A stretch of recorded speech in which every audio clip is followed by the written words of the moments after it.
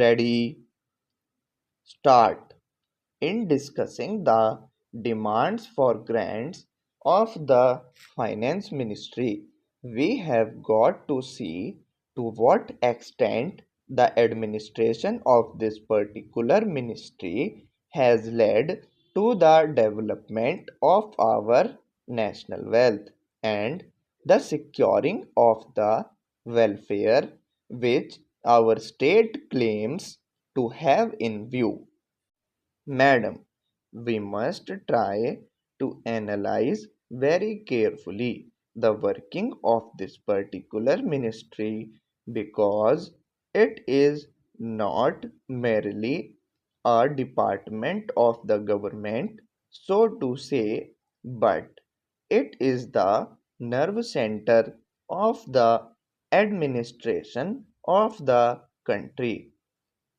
I would like first to refer to the role of foreign capital because in determining the manner in which the permission of capital issues has been granted by the particular administration, we should keep in our mind to what extent the interests of our nation have been served.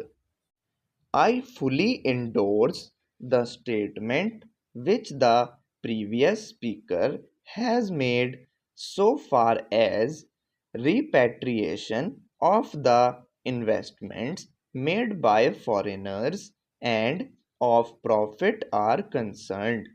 We have dealt with this topic quite a number of times, and I do not want to reiterate anything apart from only supporting what the honorable member who just now spoke said.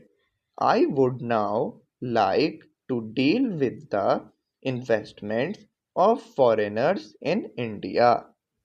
Madam, the government of our country accepted the proposition that in allowing foreign investment, it should come in only in such industry and such form of production wherein our national investors will not come forward and in which technical skill is wanted.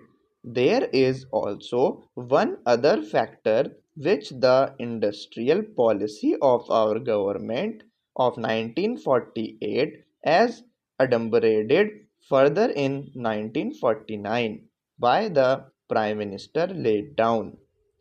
It specifically said that the control and ownership of such concerns should, as far as possible, be in the hands of Indian nationals and the technical know-how of our country should be developed. I would like to emphasize the figures that have been put forward for the last few years. From 1947 till the end of 1952 or the early part of 1952, it has been reported that rupees 19 crores of foreign capital have been allowed to be invested in our country. Of that, practically more than rupees 6 crores have been allowed to be invested in managing agency and trading enterprises in our country. So far as the government policy is concerned, we find that a sum of rupees 4 crores has been allowed to be invested this year. We do not know how it is to be used up. We have been told that during the period 1948-53, nearly rupees 35 lakhs have been allowed to be invested in textile machinery and generally in the textile industry.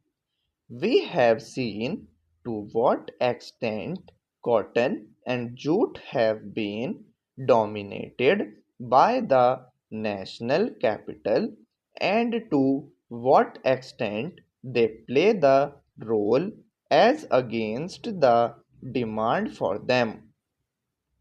We know further what the government is doing in regard to these industries and how the Indian counterpart in these industries are behaving. Then why this further penetration or of foreign capital? Even in regard to the expansion scheme, we find that paints, soaps, electric fans, and machine tools are some of the industries where the government is allowed foreign interests to establish or expand their factories. It will adversely compete with the production of the country when the indigenous producers do not find any market in this sphere. Therefore, we have got to see to what extent the capital issue has been regulated by this government and particularly by the finance department so that the national well-being of the country could be guaranteed. Then we have got to look into the fact as to how far the new industries are allowed to function. So far as the oil refineries are concerned, some of them have been established and some more are going to be established very soon.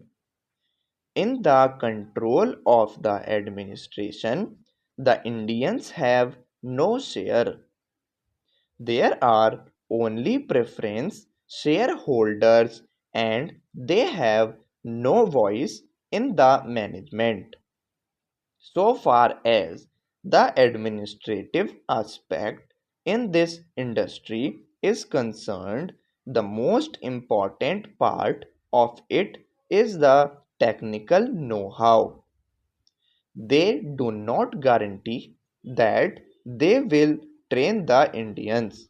That means they say even after 20 years we will have to face the problem of the know-how in respect of the oil refineries. I do know why the government are showing softness to foreigners in this matter. Then we have another investment in collaboration with the Indian chemical industries for the manufacture of civil explosives. Here, as far as I have gathered, only 20% is going to be Indian capital. The majority of the shares will remain with the Indian chemical industries. Nobody else has been allowed to make any investment. It would have been better if other companies and private individuals had been